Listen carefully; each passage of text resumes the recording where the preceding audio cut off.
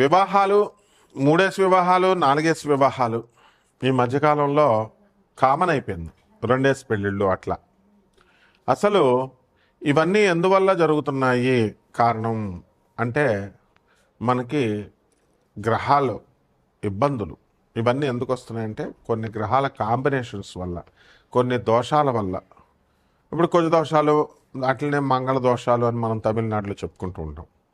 ఈ దోషాల వల్ల మనకి ఎక్కువ వివాహాలు, పునర్వివాహాలు, విధవా వివాహాలు, రాహు మనకి అర్ధాష్టమ, అష్టమ, సప్తమ స్థానాల్లో ఉండడము, ఏ శుభగ్రహ వీక్షణ లేకపోవడము, ఇలా కొన్ని క్లాజెస్ ఉంటాయి.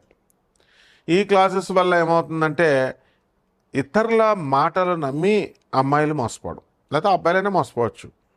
ఇది రాహు ఎంతసేపు కూడా మోసగాడనమాట. కాబట్టి సప్తమ రాహువులో మనకి ఉన్నప్పుడు ఏమవుతుందంటే విధవా సంభోగం జరుగుతుంది అన్నారు. మరి ఇవన్నీ శాస్త్రాల్లో ఊరికనే చెప్పారా అండి అని అంటే మనకి కాదు. శాస్త్రాల్లో చెప్పినటువంటివి ఎప్పుడు కూడా ఆధారాలు ఉంటాయన్నమాట. ఒక ప్రాక్టికల్గా ఒక పర్సన్ ఉన్నాడు, అతను నెల్లూరుకు చెందినటువంటి వాడు. ఏమండి సప్తమ రాహు ఉన్నాడరా, నీకు విధవా సంభోగం జరుగుతుంది అని అంటే అతను మామూలుగా అనుకున్నాడు. ఏమీ లేదండి గురువుగారు అన్నాడు. 20 సంవత్సరాల క్రితం మాట.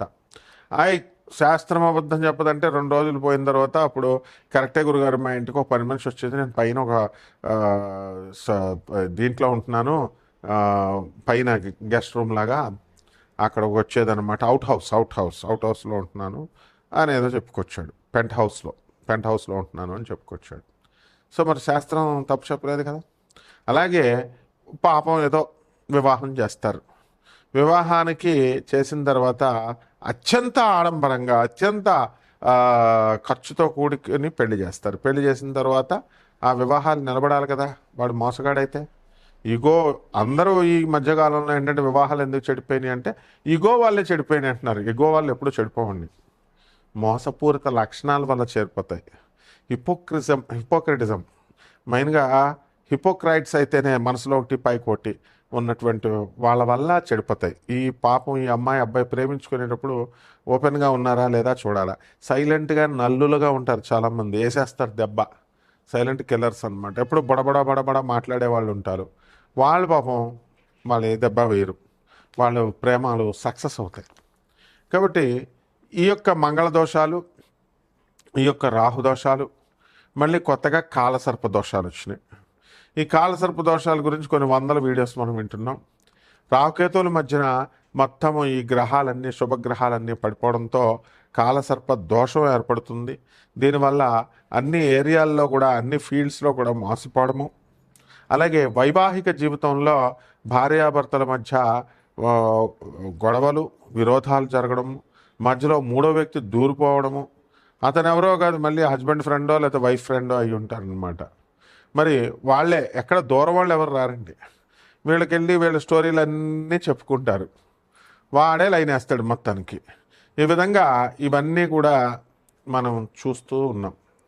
వినడానికి కొంచెం బెటర్గా ఉన్న ఇవన్నీ బెటర్ ఎక్స్పీరియన్సెస్ అందరికీ కూడా. మరి పునర్వివాహాలు చాలామందికి పాపం మరణాలు సంభవిస్తున్నాయి.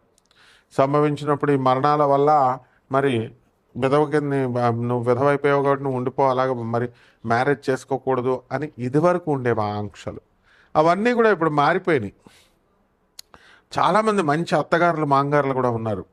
తమ కొడుకు చచ్చిపోతే మా కోడల్ని కూతురుగా చూసుకొని మళ్ళీ వివాహం అనేటటువంటి దాన్ని మళ్ళీ వాళ్ళు చేస్తున్నారు. ఈ విధంగా మొదటిసారి భర్త చనిపోయాడండి, లేదా భార్య చనిపోయింది, రెండో పెళ్లి చేస్తారు. రెండో పెళ్లి చేసినప్పుడు మళ్ళీ చనిపోయాడు, లేకపోతే ఏదో డైవర్స్లు వచ్చి విడిపోయారు. మూడో పెళ్లి చేయాలా. మూడో పెళ్లి డైరెక్ట్ చేయరండి, అరటి చెట్టుని కొట్టేసి ఆ తర్వాత ఆ వివాహాన్ని చేస్తారు. ఇలా పునర్వివాహాలు ఇవన్నీ కూడా మనం ఈ దోషాల వల్ల జరుగుతూ ఉంటాయి. ఏమండి మరి వీటికి ఏమిటండి అంటే సర్పదోష నివారణం కోసం సర్ప ప్రతిష్టలు చేయిస్తూ ఉంటారు. మరి బ్యాంకులో పనిచేసేటటువంటి ఒక అమ్మాయి నా శిష్యురాలు ఉండేది.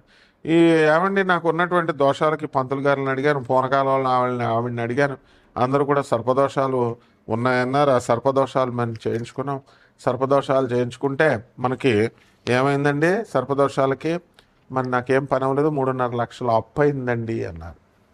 ఇలా ఈ సర్పదోషాలు, ఈ సుబ్రహ్మణ్యేశ్వర స్వామి వారి యొక్క ఆరాధనలు, అర్చనలు, వీటిలన్నిటి వల్ల మనకి ఈ యొక్క పునర్వివాహాలు అనేటటువంటిది, మారు వివాహాలు, ఎక్కువ వివాహాలు, ఇలాంటివన్నీ కూడా కొంతవరకు కంట్రోల్ అవుతాయి అన్నమాట. అంటే వీటిలన్నిటికీ కారణం సుబ్రహ్మణ్యేశ్వర స్వాముల వారు.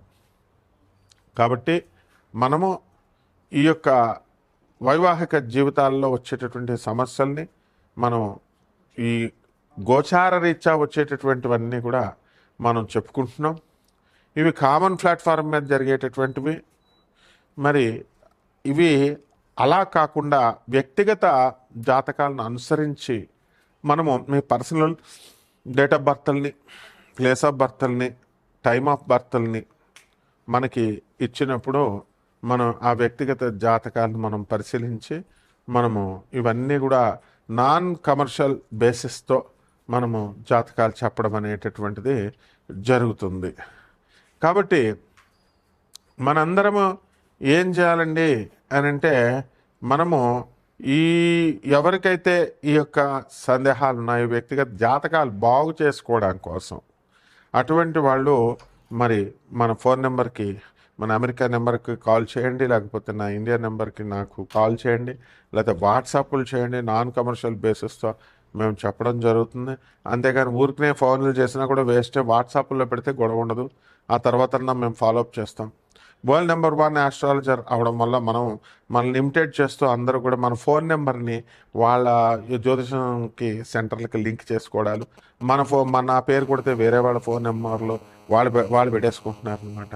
ఇలా వాళ్ళు వేరే జ్యోతిషం సెంటర్లు వచ్చేలాగా పెట్టుకోవడం, ఇలాంటివి ఏవో చేస్తున్నారు. కాబట్టి ఇది కార్పొరేట్ ఆఫీస్ మనది యుఎస్ఏ. నాసా టెక్నాలజీని ఉపయోగించి, మోడర్న్ సైన్స్ను ఉపయోగించి, నాసా రిపోర్ట్స్తో మనం పరిశీలించి, అలాగే జిపిఎస్ ట్రాకింగ్ సిస్టమ్ను ఉపయోగించి, అలాగే లైఫ్ లైన్ టైం ఫ్యాక్టర్ని ఉపయోగించి మనం మోడర్న్ సైన్స్ని, అత్యాధునికమైనటువంటి మోడర్న్ సైన్స్ని మనం అతి ప్రాచీనమైనటువంటి ఈ యొక్క ఋషులు ఇచ్చినటువంటి జ్యోతిష శాస్త్రానికి మిళితం చేస్తూ జ్యోతిష విశ్లేషణ అనేటటువంటిది చేయడం జరుగుతుంది.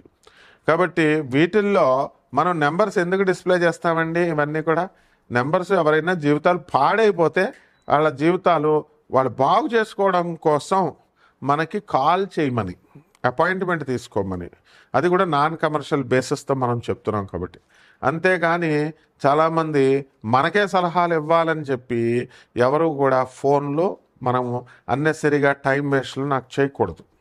ఎవడైనా సరే రాత్రి 10:53 దాటిన తర్వాత చేసి నాకు లెక్చర్లు ఇస్తున్నాడు. తోలు తీసేస్తాను, యూజ్లెస్ ఫెలో. నువ్వేదో మిగతా పంతుల దగ్గర చెప్పినట్టుగా నాకు కనుక ఎవడైనా సరే కాల్ చేసి నాకు సలహాలు ఇవ్వాలని చెప్పినా, నాకు ఎవడైనా ఏంటి మీరు నాకు చెప్పేది ఏంట్రా? నేను ఒక ప్రొఫెసర్ని, అధర్మణ మీద పండితుడిని, చిన్నప్పటి నుంచి గురువుల దగ్గర పెరిగినటువంటి వాడిని, ఒక శాస్త్రాధ్యయనం చేసినటువంటి వాడిని. మా గురువులు వీడియో రిలీజ్ చేస్తే మా గురువులు ఏమనుకుంటారో అని భయపడుతున్నాను కాబట్టి లేకపోతే తాట తీస్తా. How dare you bloody fools, phone చేసి మాకు చెప్తారు మీరు కథలు. మళ్ళీ పంతులందరినీ బెదిరిస్తారు తాగుతూ, రాత్రి 10:53 కాల్ చేస్తూ. I will put you under bars, direct చెప్తున్నాను నేను. ఎవరైనా సరే పిచ్చి వేషాలు వేస్తే, పిచ్చి కామెంట్స్ చేసినా I will take the very severe action. మీరు ఎవరో పాపం జీవితాలు చితికిపోయిన వాళ్ళు ఉంటారు, వాళ్ళ కోసం నాన్ కమర్షియల్ బేసిస్తో మనం చేస్తున్నాం. మీ తల్లిదండ్రులకు మీరు తిండి పెట్టరు, సమాజానికి పనికి రారు, పేదవాళ్ళకి సేవ చేయరు, అనాథ పిల్లలకి డబ్బులు ఇవ్వరు, తర్వాత సన్యాసులకి రూపాయి ఇవ్వరు. ఎందుకురా మీ బతుకులు? సొల్లు కబుర్లు చెప్తూ తాగుతూ నాకు కాల్ చేస్తారా మీరు? How dare you bloody fellows. కాబట్టి మిగతా 12 రాశుల వారికి కూడా వీటి ఎఫెక్ట్ ఎలా ఉంటుంది? ఈ కుజదోషాలు, ఈ సర్పదోషాలు, ఈ పునర్వివాహాలు, ఈ యొక్క 3-4 వివాహాలు, అసలు పెళ్ళిళ్ళు కాకపోవడాలు, కొంతమందికి అసలు పెళ్లి కాని ప్రసాదంలాగే మిగిలిపోతారు. ఇవన్నీ ఎందుకు? ఇవన్నీ కూడా చూద్దాం. నా బేబీ పోయిందని చాలామంది బాధపడుతూ ఉంటారు. అబార్షన్స్, ఆడపిల్ల ఆ పెళ్ళిళ్ళు చేసుకున్న వాళ్ళు అత్తగారులు చేయించేస్తున్నారు. మగపిల్లడు పుట్టలేదని అత్తగారులు ఆడపిల్లలు పుట్టారని చేయించేస్తే తప్పు కదమ్మా. అసలు డాక్టర్లు ఓ పక్క గవర్నమెంట్ భయపెడుతున్నారే మిమ్మల్ని లోన్ వేసేస్తామని, లింగ నిర్ధారణ టెస్ట్ చేయకూడదని. కాబట్టి ఇవన్నీ ఇలాంటి ఏం చేస్తే మహాపాపాలు వస్తాయి. ఎలాగ ఈ 12 రాశుల వారికి విడివిడిగా ఏ రాశి వారికి ఎలా ఉందో మనం చెప్పుకుందాం. ధనుస్సు రాశి. ఈ ధనుస్సు రాశి వారికి అందరికీ కూడా అర్ధాష్టమ శనిగ్రహ ప్రభావం జరుగుతుంది. కాబట్టి ఈ యొక్క శని యొక్క ప్రభావం వలన ఏమవుతుందండి అంటే మనకి అన్ని పనులు ఆలస్యంగా అవడం, తర్వాత నిదానంగా అవడం, ఇలాంటివన్నీ కూడా జరుగుతాయి అన్నమాట. ఈ ధనుసు రాశి వారందరికీ కూడా ప్రేమ వ్యవహారాలలో నిష్ణాతులు వీళ్ళు. ఎలూప్మెంట్స్, లవ్ మ్యారేజెస్ ఇలాంటివి జరగడానికి ఈ యొక్క ధనుసు రాశి వారికి ఈ నవంబర్ నెలలో మీకు చక్కటి అవకాశాలు ఉన్నాయి. మరి ప్రేమించి పెళ్లి చేసుకునేటటువంటి వాళ్ళంతా కూడా మీ తల్లిదండ్రులకి చెప్పుకొని ఆ తర్వాత ఎలూప్మెంట్లు అవ్వండి తప్ప ముందుగా అవ్వద్దు. ఇకపోతే ఆదాయాల దగ్గరికి వచ్చేసరికి ధనుసు రాశి వారికి ఆదాయాలు చాలా ఎక్కువగా పెరుగుతాయి.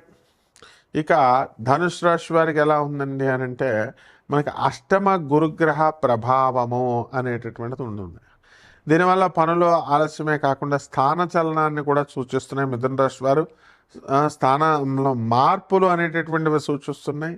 అదేవిధంగా ఈ యొక్క ధనుసు రాశి వారికి అందరికీ కూడా ఇళ్ళు కడుతున్నా లేకపోతే వ్యాపారాలు చేస్తున్నా ఇవన్నీ కూడా వాళ్ళకి బ్రహ్మాండంగా అప్పులు రావడము అనేటటువంటిది ఇది గొప్ప అదృష్టం.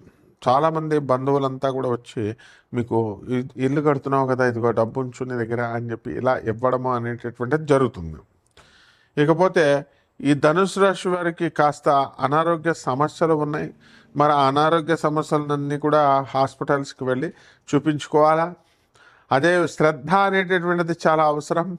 మనకు ఫ్రీగా పాసులు అన్నీ ఉన్నప్పటికీ కూడా మనం దాన్ని వినియోగించుకోకపోవడం వల్ల మనకే లాసు అనేటటువంటి విషయాన్ని మీరు గుర్తుపెట్టుకోవాలి. అదేవిధంగా ఈ యొక్క ధనుసు రాశి వాళ్ళు కోల్డ్ స్టోరేజ్ బిజినెస్లు, ఆ తర్వాత ఈ యొక్క రకరకాల ఈ వ్యాపారం ఒకటి ఉండదు. ధనుసు రాశి వారికి శనివారం నాడు మనకి ఈ యొక్క కొన్ని శాంతులు చేసుకోవాల్సినటువంటి అవసరం ఉంది. ఈ యొక్క ధనుసు రాశి వారికి మనము ఏం చేయాలండి, అర్ధాష్టమ శని కాబట్టి శని జపం చేసుకోవాలి, శని స్తోత్రాలు చదువుకోవాలి. శనికి కిలోంపావు నల్ల నువ్వుల్ని, నల్లని వస్త్రాన్ని పేద బ్రాహ్మణులకి శనివారం నడిపితే 8 గంటలకి దానం చేసుకోవాలా. దశ మహావిద్యల్లో ఒకటైనటువంటి మహాకాళి అమ్మవారి యొక్క హోమాన్ని మీ ఇళ్లలో జరిపించుకోవాలా. అలాగే ఆంజనేయ స్వామి వారు మరి ఈ యొక్క ఆరాధన కూడా చాలా అవసరం మీకు. కాబట్టి ఈ యొక్క రాశి వారు అందరికీ కూడా ఆంజనేయ స్వామి ఆరాధన చేసుకోవడము, ఆంజనేయ స్వామిని పూజ చేసుకోవడము, వీటి ద్వారా మనము ఈ ఎఫెక్ట్స్ అన్నింటిని కూడా దాటి మనం వచ్చేయచ్చు. ఇకపోతే దశ మహావిద్యలో ఒకటైనటువంటి తారా అమ్మవారి యొక్క హోమాన్ని మీ ఇళ్లలో జరిపించుకోవడం ద్వారా అద్భుతమైనటువంటి పరిహారాలు మీకు లభిస్తాయి, మనశ్శాంతి లభిస్తుంది. శుభమస్తు.